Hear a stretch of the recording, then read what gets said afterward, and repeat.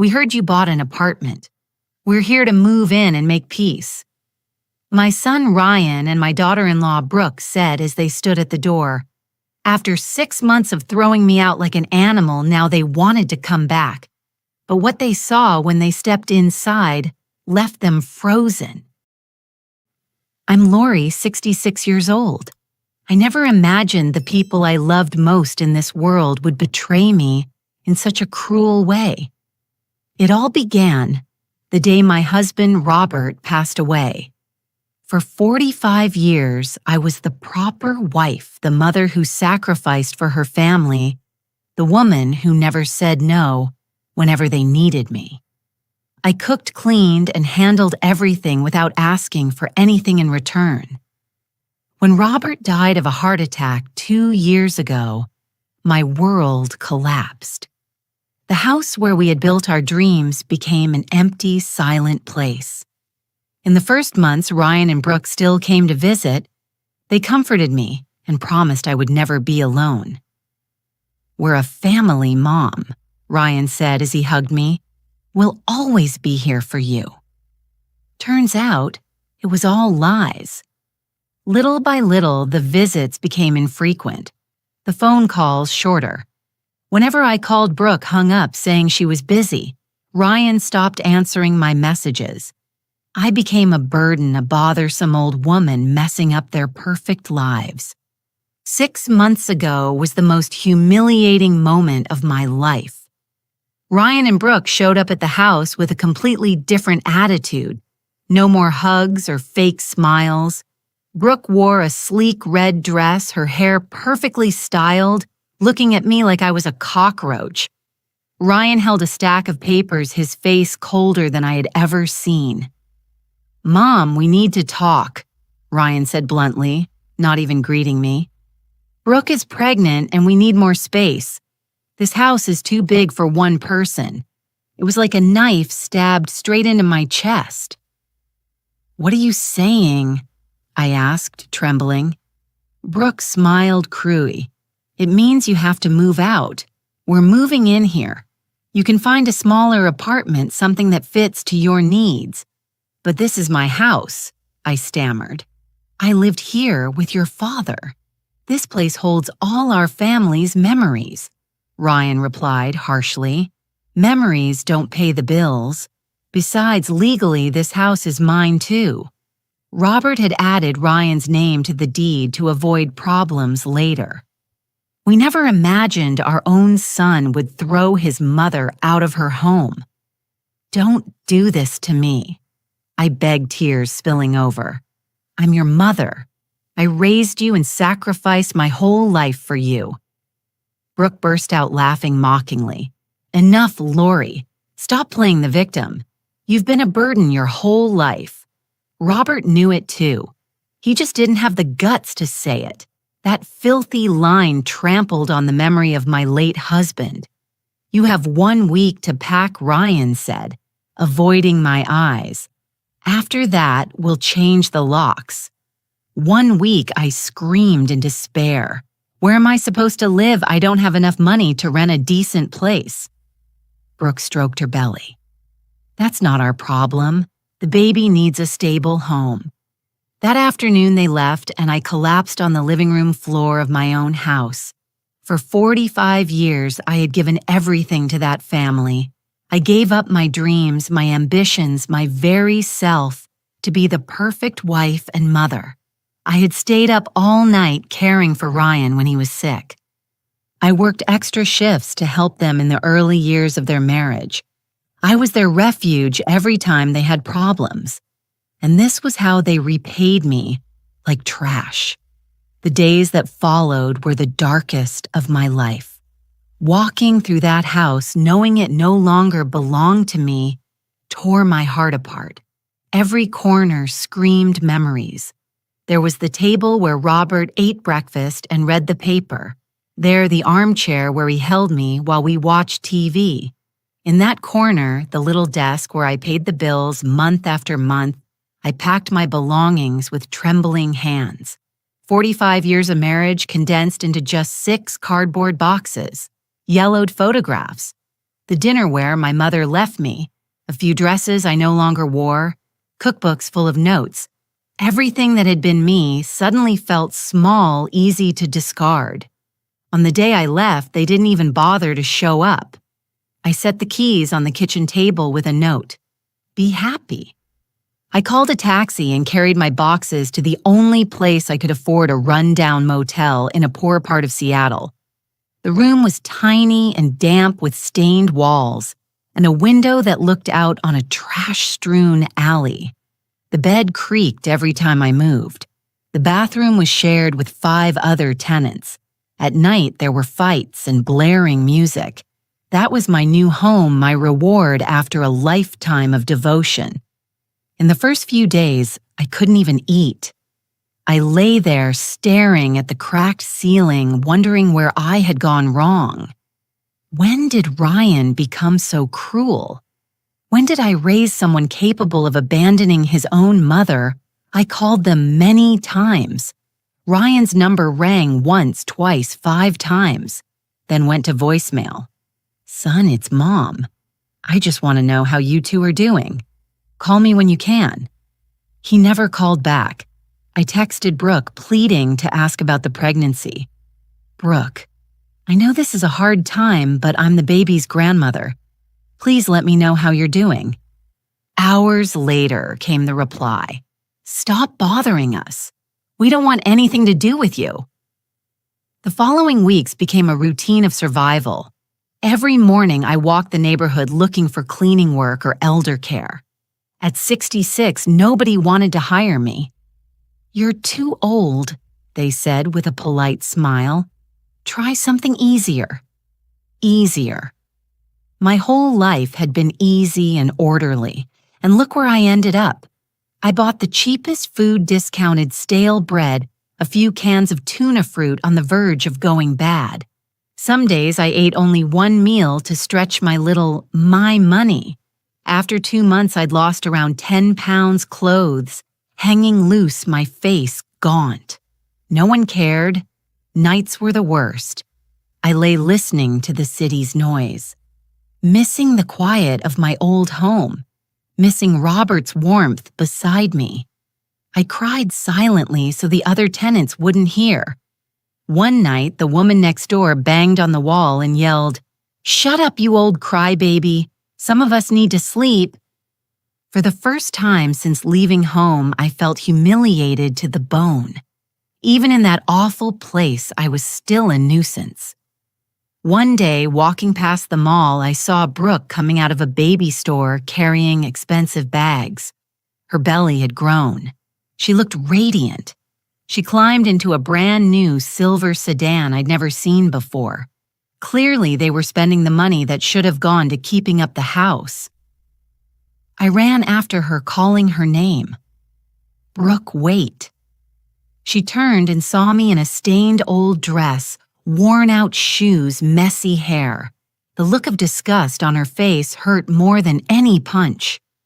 "What are you doing here?" she asked, glancing around as if afraid someone might see her with me. "I just wanted to know how you two are." I panted. "How's my grandchild?" "Your child is fine and will stay fine as long as they stay away from you." Brooke snapped the door shut and started the engine. "Please, Brooke, just let me." The car sped off, leaving me standing on the sidewalk, muttering to myself like a mad woman.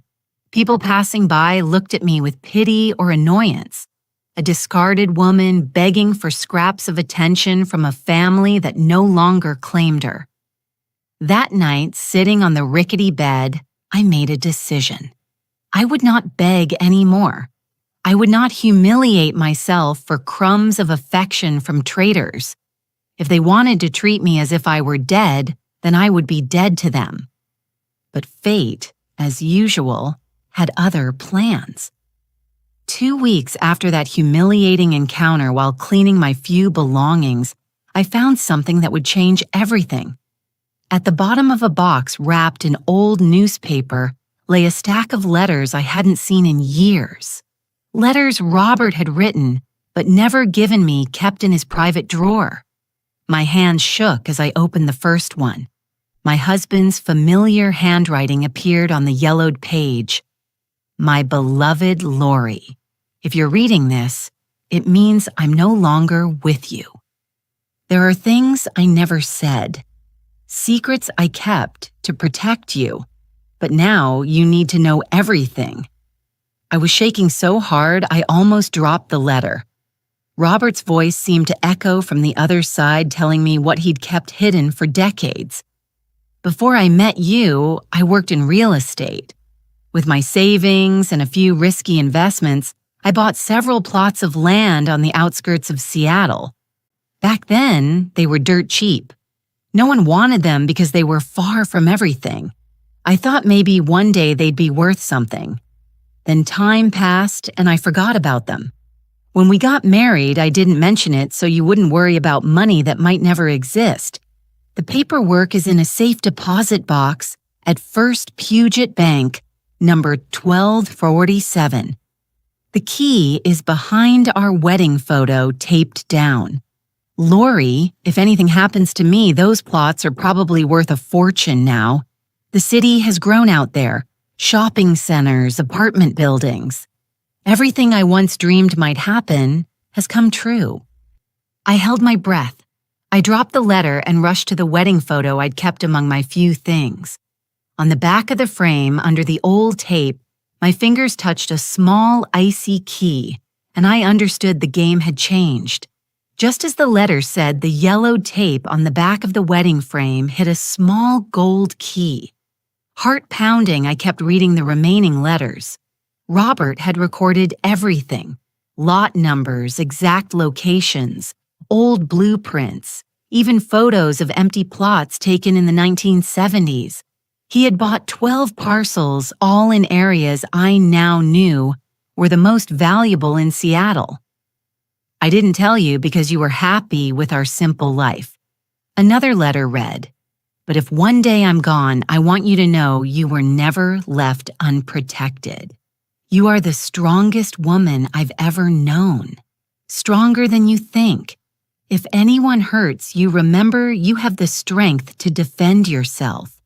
Signed, the husband who always admires you, Robert." I hugged the stack of letters and cried for hours. Robert, my gentleman, was still quietly taking care of me even after he died. He had anticipated the moment I would need resources. He had quietly arranged my future.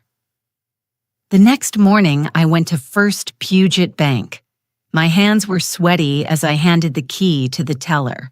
Safe deposit box number 1247. The young man looked up. "May I see your ID?" I handed over my driver's license, my hands still shaking. He checked a list, then looked at me sympathetically. "Mrs. Lori, this box hasn't been opened in more than 2 years. Are you sure it's yours?" I nodded. "It belonged to my husband. He passed away 2 years ago." They took me to a private room and opened the box. Inside were stacks of documents, deeds, plans, and something that took my breath away. A sealed envelope labeled, "For my warrior when you discover who you really are." Inside was an appraisal updated 6 months before Robert died. The total value of the 12 parcels was $400,000. I dropped into the plastic chair, the whole room spinning. I was a millionaire. I had been living in a shabby motel, eating leftovers, humiliated by my own family, while an entire fortune was quietly waiting for me. But more important than the money was what it meant. Freedom agency. The ability to make my own decisions for the first time in decades. That afternoon, I went back to my room and drew up a meticulous plan. No rash moves. Ryan and Brooke had played dirty. They calculated each step to bring me down. Now it was my turn, and I would do it better than they did. Over the next few days, I hired a trustworthy real estate attorney, James Alonso, and demanded absolute discretion. I want to sell part of the assets without anyone tracing me as the owner. He nodded. "Do you want to use a corporate entity?" "Yes." a name that can't be linked to me. We formed a shell company called Future Harbor LLC with attorney Alonzo as legal representative. Within 8 weeks, I sold the first 4 parcels, bringing in $600,000. I kept the remaining parcels as long-term investments. From that money, I began a silent metamorphosis. Moved to a discreet, clean hotel in downtown Seattle, then into a salon modern haircut color to cover the gray manicure, pedicure, skincare. The woman in the mirror was no longer the losing Lori who walked out of a motel. She was a Lori with purpose. I bought a few new outfits, elegant yet low-key good shoes, but comfortable minimalist accessories. I wanted to look like a successful woman but not draw attention if I happened to run into someone on the street. The next step was to find Ryan and Brooke's weak points.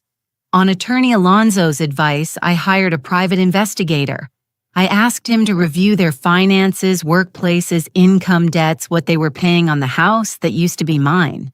A week later, the results didn't surprise me. Ryan had taken out a mortgage on the house. He owed the bank $10,000 in late payments. His salary barely covered the monthly note utilities and Brooke's pregnancy expenses. They were living beyond their means, putting up a shiny facade over empty pockets. Brooke had quit her job to focus on the pregnancy, so they depended entirely on Ryan's income. According to the investigation, the two of them fought about money many times. Neighbors even heard them shouting at night. I pressed my lips together. Greed had pushed them to throw me out now. It would be the rope that tied them up. I didn't rush. I knew revenge served. Cold is always more effective. For a few months, I watched them from a distance, learning their routines, weaknesses, fears. I quietly tailed them when they went shopping, to the clinic, to friends' houses. One afternoon, sitting at a cafe across from my old house, I saw them arguing fiercely in the yard. Brooke pointed and yelled. Ryan held his head like he was helpless. Even without hearing the words, their body language said it all. They were in crisis. That night, I opened my laptop and started looking for a property to buy. Not just anything. I needed a clear symbol. After a few hours, I found a penthouse in the most luxurious building in the city. 42nd floor, 4 bedrooms, 3 bathrooms, a terrace with a panoramic view, high-end finishes for a modest $800,000. I paid 60% in cash and financed the rest with a mortgage under Future Harbor LLC. Perfect. It was the complete opposite of the failed widow image they painted of me. The exact thing I needed for the next phase. The next morning, I called the broker. I want to buy the penthouse at Summit Tower. Wonderful. When would you like to tour? No need to tour. I'll put down the deposit today and close in 45 days. The line went silent for a few seconds. Sorry, did you say cash? That's right. The money is ready now. That afternoon, I signed the contract and became the owner of the most sought-after penthouse. When the set of keys landed in my hand, I knew it was time for a new round. I stepped into the apartment. High ceilings, floor-to-ceiling glass looking out over the Seattle skyline, Italian marble. A kitchen full of the latest stainless steel appliances. A private terrace as big as the entire house I once lived in with Robert. But I wasn't there to admire. I was there to work. I hired a top interior design team, composed silent power cream leather sofas, glass and steel tables, contemporary art striking greenery. Everything had to project the image of a woman who controls the game, not the humiliated widow they remembered. While the interiors were being finished, the investigator brought bad news for them. Ryan was fired from the construction company after repeated lateness and arguing with his boss. Without his paycheck, they couldn't make the mortgage my house where they planned to raise their child after kicking their mother out. Brooke, 7 months pregnant, was desperately looking for work. She went back to her old firm, but the position had been filled. I saw her walk out of the building in tears, holding her belly panic all over her face. That was the moment I'd been waiting for. In the afternoon, I sat on the penthouse balcony as the phone rang. Attorney Alonzo hot-tip Mrs. Lori. The bank has started foreclosure proceedings on the house where your son is living. They've missed 3 payments. How much time before they lose the house by law? About 2 months if they don't cure. Want me to dig deeper? Yes. And one more thing. Buy that mortgage. I want to become their creditor. He hesitated a beat. Unusual, but technically feasible.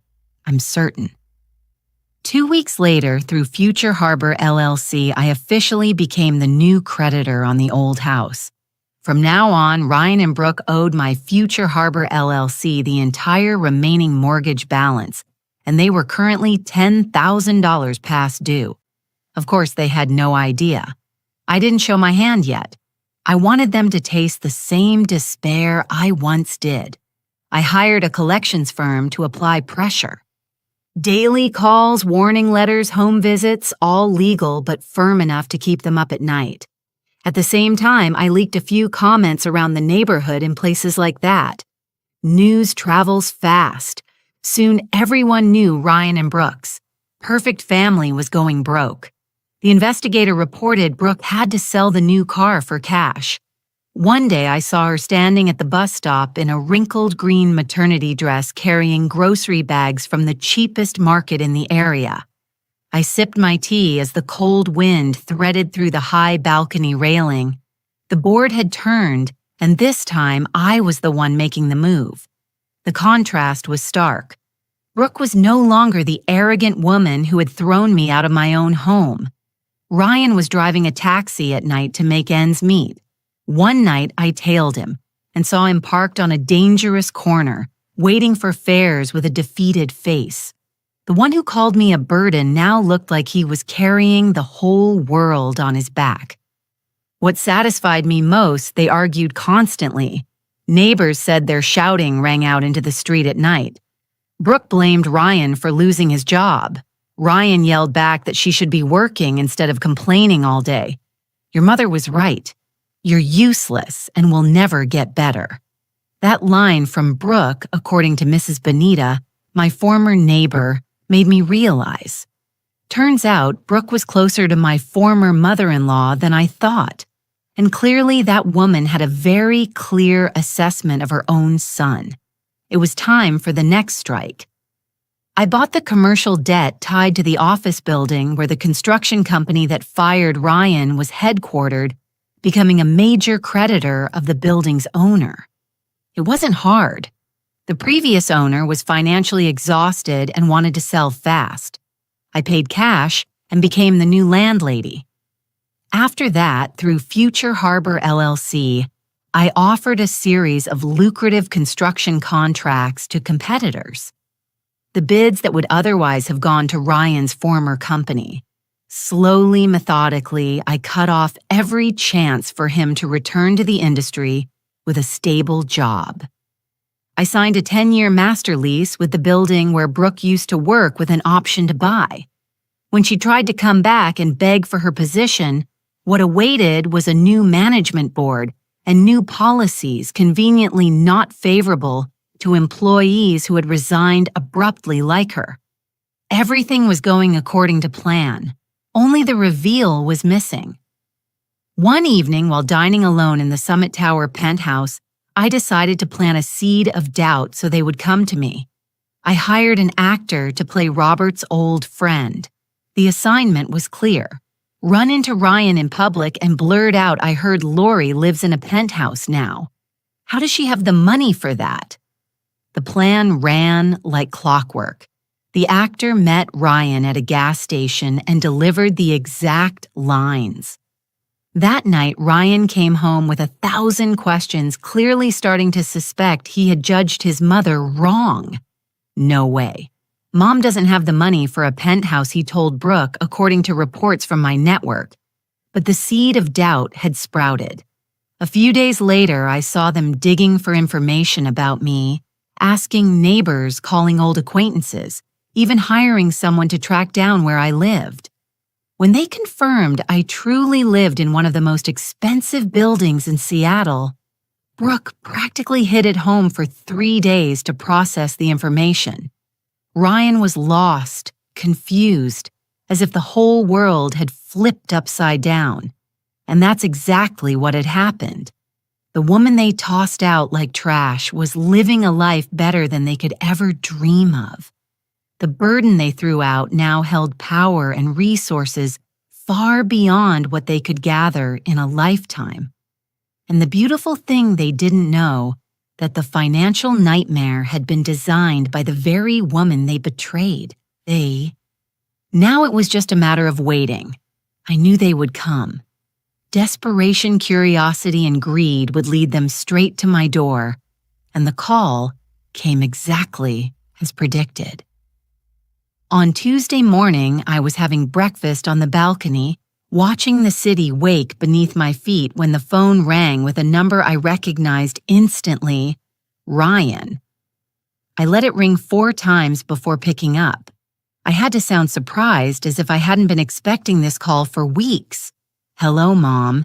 It's me, Ryan." His voice sounded different, smaller, shakier. None of the swagger from the day he threw me out. "Ryan, how did you get my number?" I asked, feigning confusion. "Finding you wasn't easy." "Mom, we need to talk." "Oh, now you need to talk. Funny, a few months ago you said I was a burden and wanted nothing to do with me." The line went silent, only his heavy breathing. "Mom, things are a mess. Brooke is 8 months pregnant and I lost my job. We heard that you have a penthouse. Finally, the real reason.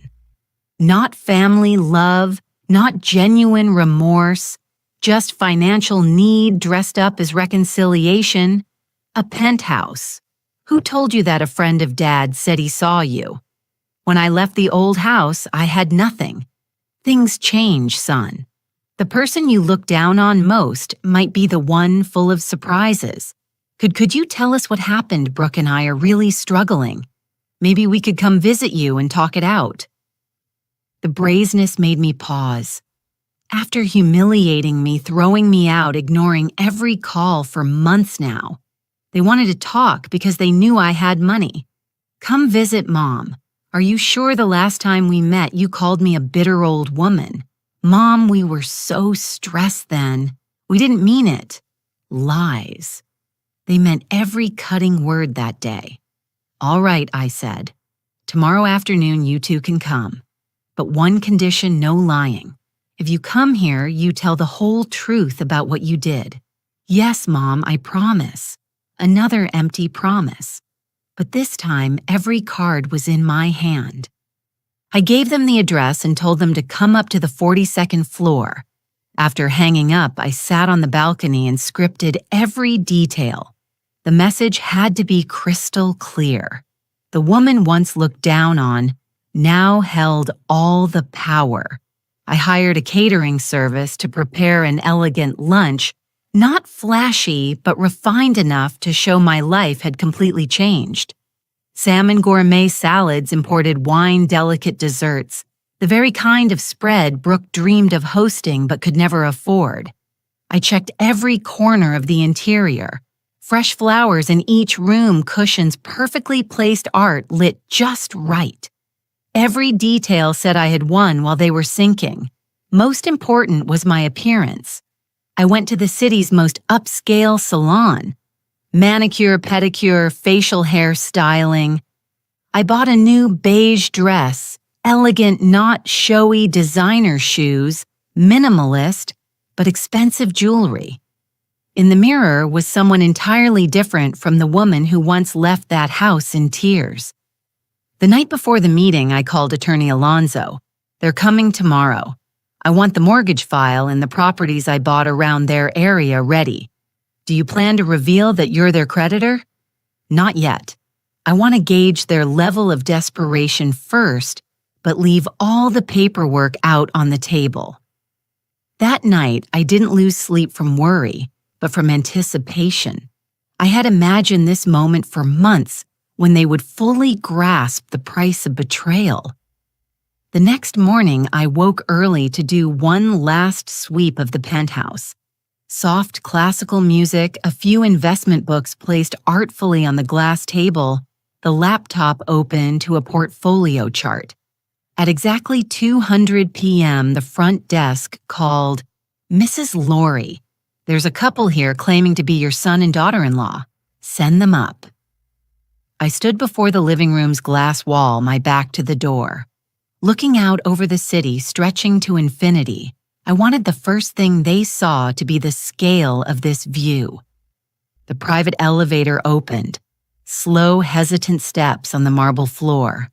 The doorbell. "Come in." "It's unlocked," I said, without turning around. They stepped in and froze. Silence pressed down. I could feel their shock, their bewilderment, their confusion. Then I turned. Ryan stood on the threshold, mouth, open eyes wandering around the room like he'd landed on another planet, wearing old jeans and a wrinkled shirt.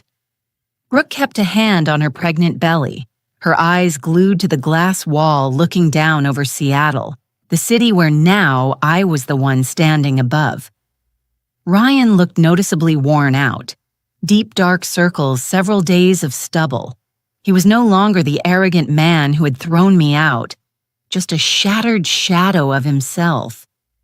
Brookie stood beside him, heavily pregnant, her face stunned. The yellow maternity dress looked cheap and faded, nothing like the elegant woman from before. Her shoes were worn down her hair, frizzy, her skin the gray pore of someone crushed by stress. "Hello, Ryan." "Hello, Brooke." I kept my voice calm. "Welcome to my home, Mom. How is this possible?"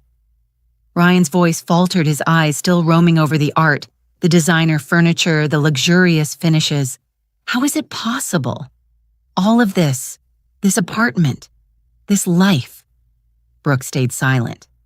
But I saw tears rising, not tears of joy at seeing me again, tears of realizing what they had lost when they treated me like trash. "Sit down." I gestured lightly to the Italian leather sofa. "We have a lot to discuss." They sat like robots, still dazed. The contrast was perfect. Them broken and desperate sitting in my palace, something they would never reach. Just moments earlier, Brooke had raised her voice. "We heard you bought a penthouse. We're here to move in and make peace." But faced with reality, they went rigid. "Can I get you something?" I asked with the icy courtesy of a perfect hostess. French mineral water, a South American wine I just picked, or specialty whole bean coffee? I deliberately named expensive things so they could hear with their own ears my current standard of living. "Water." "Water is fine," Brooke whispered, wiping her tears. Ryan couldn't speak, still dazed like he'd seen a ghost. I stepped into the stainless steel kitchen and poured water into crystal glasses. Meanwhile, they whispered, "How did she get all this?" "I don't know. When she left the house, she couldn't even afford a decent hotel." "Ryan, did you know your dad had money saved?" "No, Dad never said a word. We lived on his government paycheck. That's it." I brought the drinks back, sat in the single chair opposite them, crossing my legs. Posture matters. I had the single seat in control.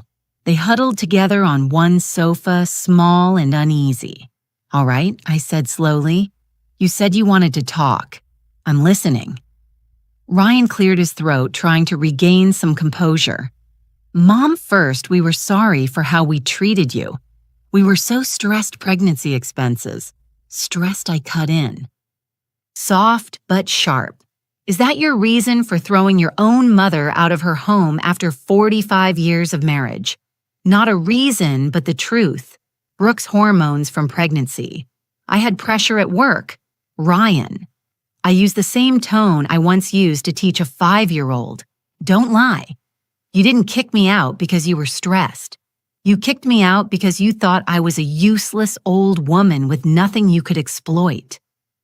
Brooke finally spoke. Her voice cracked. "Laurie, I I didn't mean those awful things I said. I was scared because of the baby, the money, everything. Which awful things, Brooke? Be specific. I remember every word. She went even paler. I said you were a burden. That Robert knew it too, but didn't have the courage to say it. That my child needed a stable home, not the complaints of a bitter old woman. Good. At least now you're honest. I walked to the glass wall and turned my back. In the reflection, the two of them, exhausted, sat at the edge of the sofa like they were waiting to be called in a courtroom. You know what's most interesting? I didn't look back. You miscalculated. You thought you knew my whole story, that you knew exactly the worth of Lori, a widow. Turns out you never knew who I am. Mom, can you explain? Where did the money come from? Ryan asked. Not so fast. I turned and met his eyes. Do you want to know because you truly want to understand or to calculate how much you can squeeze out now that you found out your mother is rich? No, that's not it. Then why wait 6 months to call? Why not look for me when I was living in a shabby motel, eating 1 meal a day, lying on a bed full of bedbugs? Ryan lowered his head. He had no answer. I'll tell you a story, I said, circling behind them as I spoke. 2 years ago, when your min-story father died, I was exactly the woman you thought, a widow with no resources, dependent on family, no options. I was vulnerable, alone, and needed love. I stopped in front of Brooke. But when you two betrayed me, threw me out like garbage, everything changed. I had to learn to be a different kind of woman without Robert, without you, without anyone. I discovered this. Robert, the husband I loved, had protected me all my life in ways I never knew.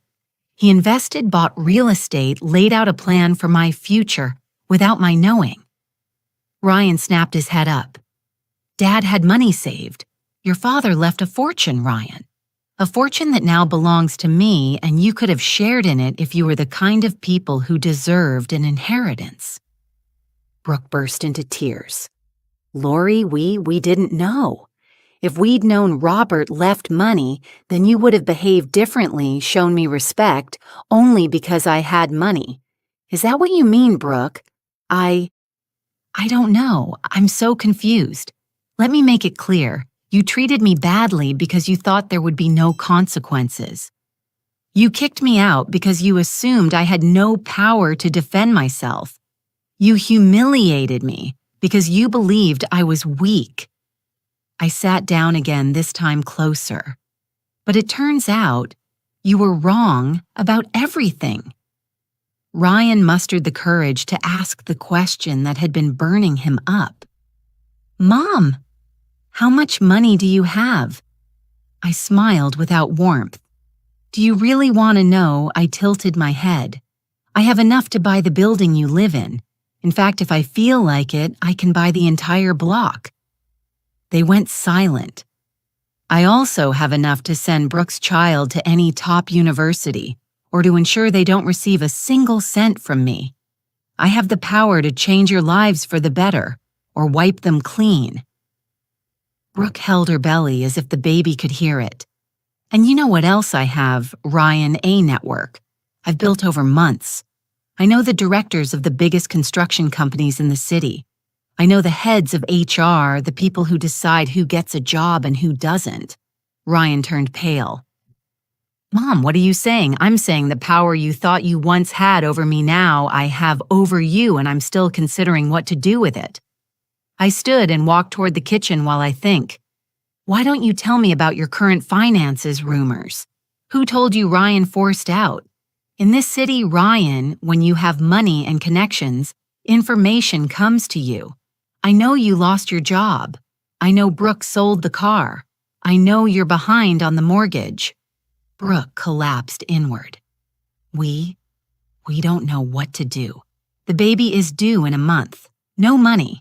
They're about to foreclose. We have nowhere to go. Sounds grim, I said evenly. You must feel very vulnerable, very desperate, very alone.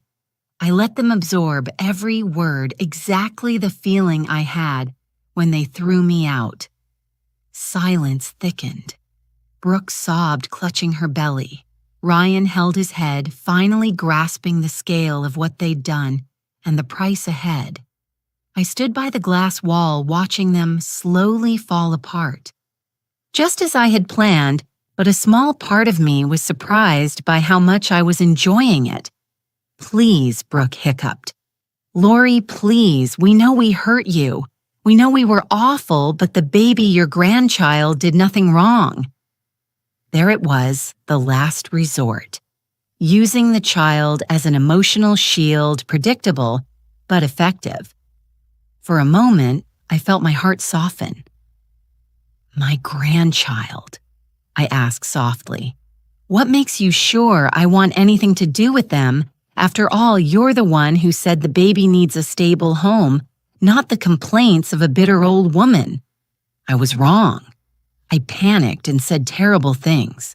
Now I understand. The baby needs their grandmother. The baby needs to know. You're an extraordinary woman. Extraordinary. I arched a brow. Interesting. 6 months ago, I was just a useless burden. Ryan looked up. "Mom, we know we don't deserve forgiveness. We were cruel and unfair to you, but we're desperate. We truly don't know what to do." "I'm listening," I said, wanting to see how far he was willing to humble himself. "I've been out of work for 2 months. I've applied everywhere, but no one hires me. It's like I'm blacklisted. Brooke has tried to find work, but no one wants to hire a woman 8 months pregnant. We're 3 payments behind on the mortgage. The bank sent a foreclosure notice. In 2 weeks, they'll take the house."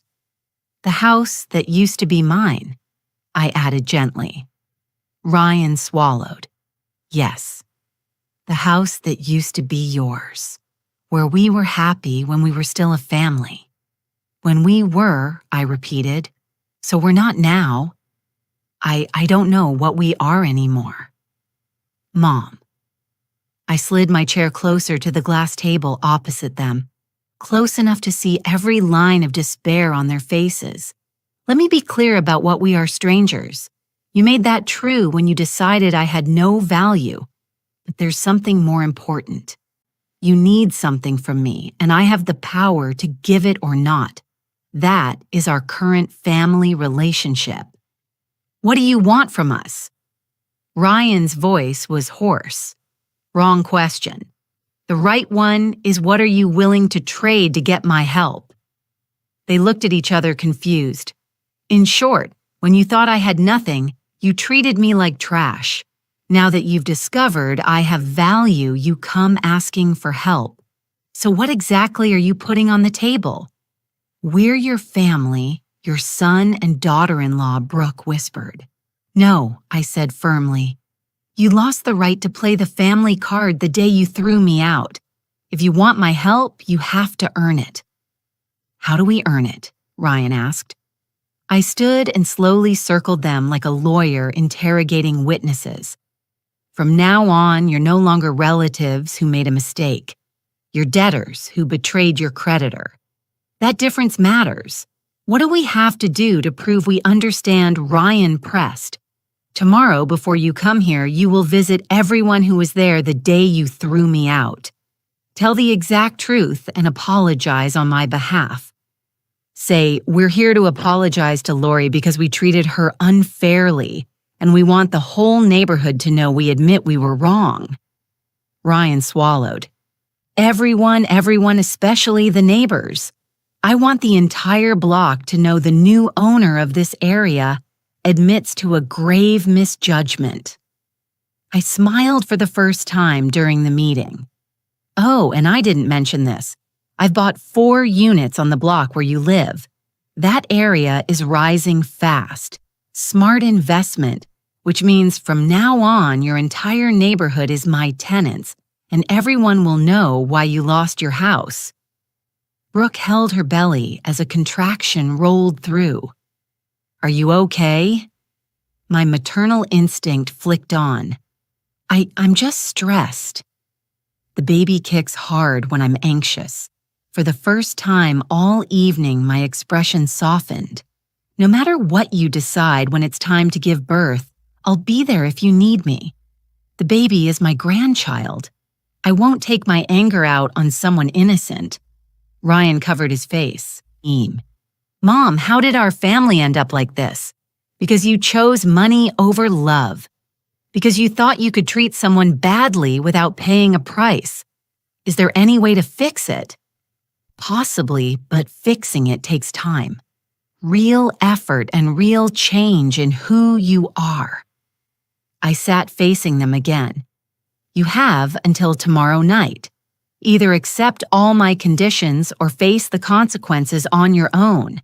If we accept, will things go back to the way they were? Never. But we might build something new, based on respect, not on assumptions about who has the power over whom. They stood slowly.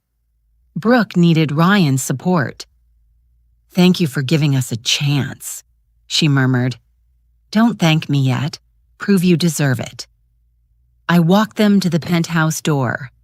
One more thing. When you come back tomorrow, bring a handwritten letter. One each explaining what you learned from this and how you plan to change. Handwriting carries weight. I need to see that you understand the gravity. They left in silence, carrying the weight of everything they just learned. I closed the door and stood in the room, luxury all around, but with a strange, hollow echo in my chest. I had won. I had power. I had the justice I sought. But for the first time in months, I asked myself whether victory was as sweet as I'd imagined. That night was the longest. I sat on the balcony watching Seattle's lights flicker like falling stars, replaying every word I'd said.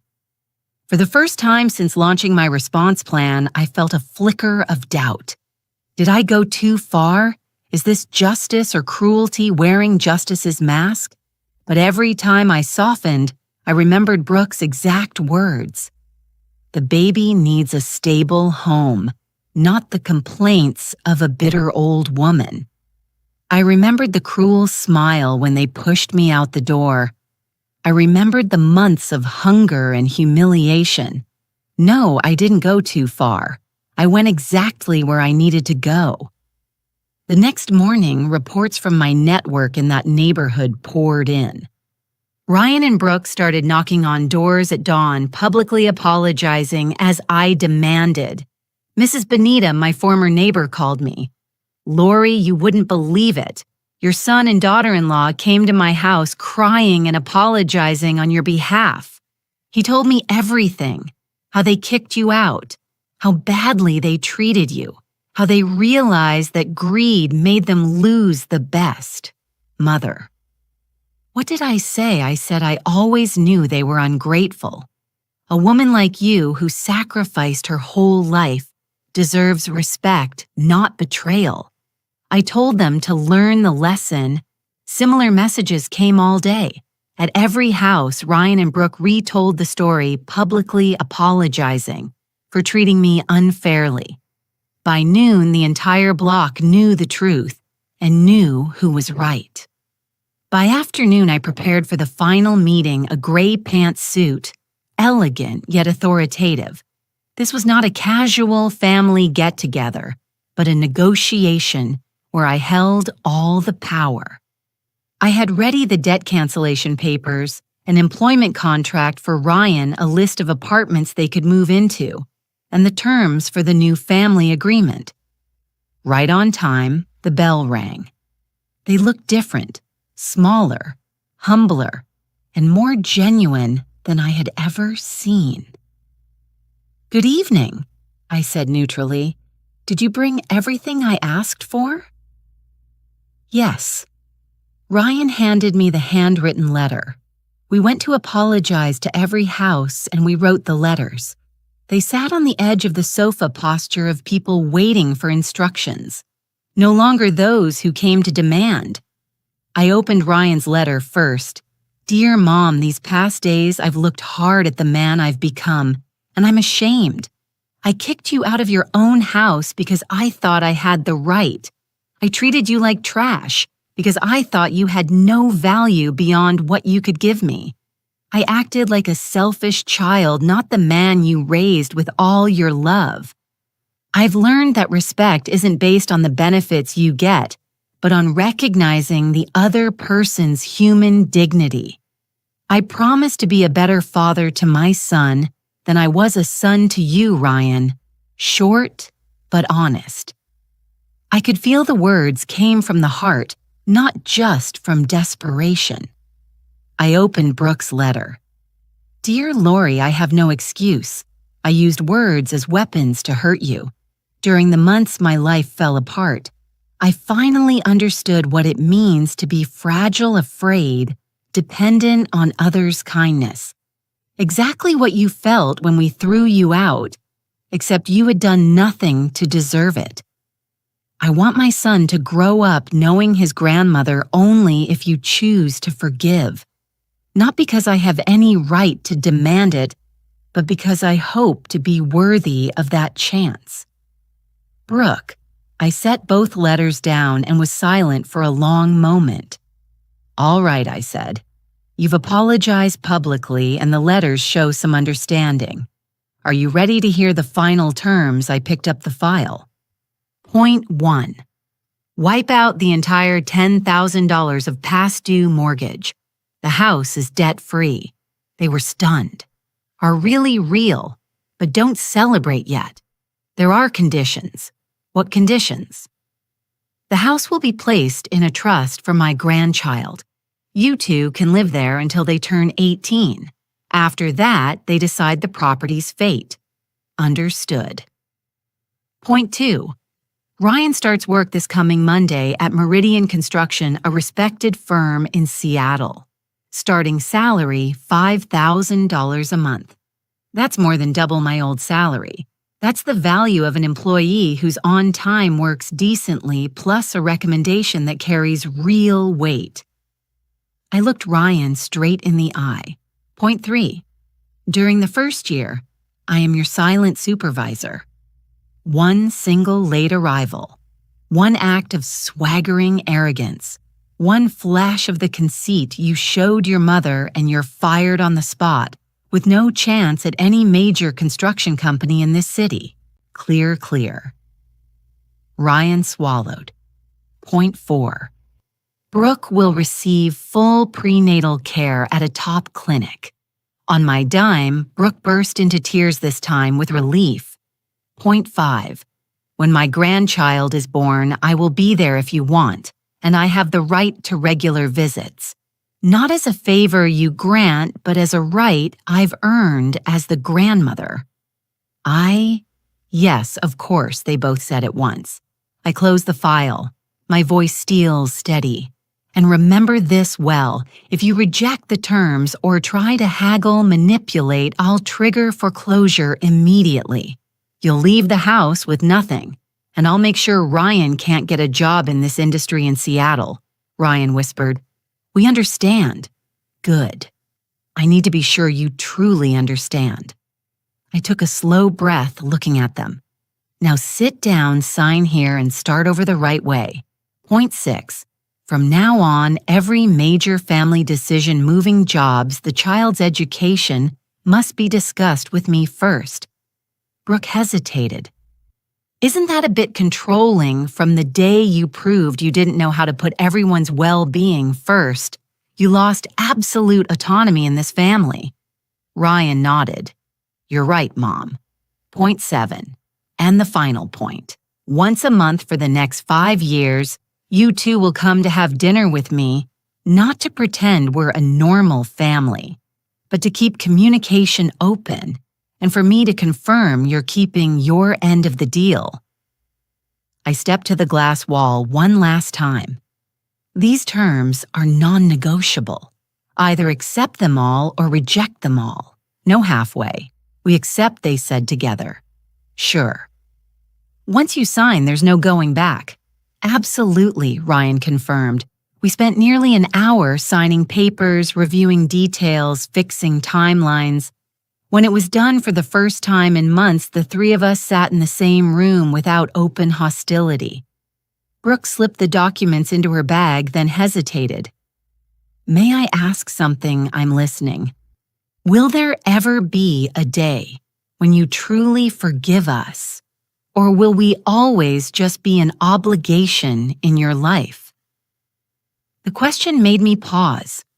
For months, I'd planned every step up to today, but I'd never truly thought about the after. Honestly, Brooke, I don't know yet. Forgiveness can't be put on a schedule. It grows over time. If actions prove it's deserved, if we truly work to change, maybe over time, we can build something new. Not the old relationship because it died the day you threw me out, but something else. More honest, better. For the first time, I smiled with genuine warmth. Maybe ask me again in 5 years. That night when they left, I stood alone in the penthouse, still the marble walls and the Seattle sky beyond. But inside was a feeling I hadn't known in a long time. Peace. I didn't get back the old family. That family is gone forever. But I had something more precious.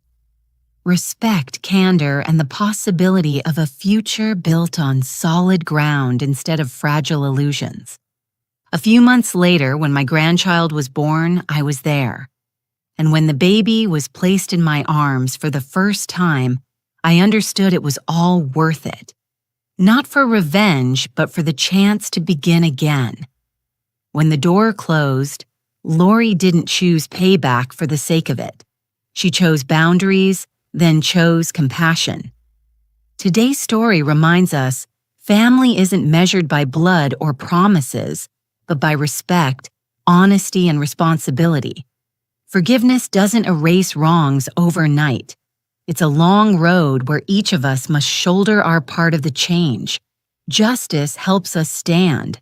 Compassion helps us move forward.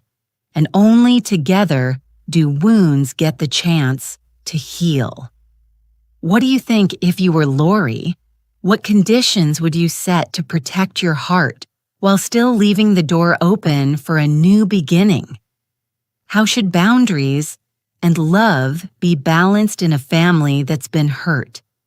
Share your perspective in the comments. Your story might help someone find their way home. If these stories resonate with you, stay with the channel so we can keep listening, learning, and growing together through each next chapter. See you in the next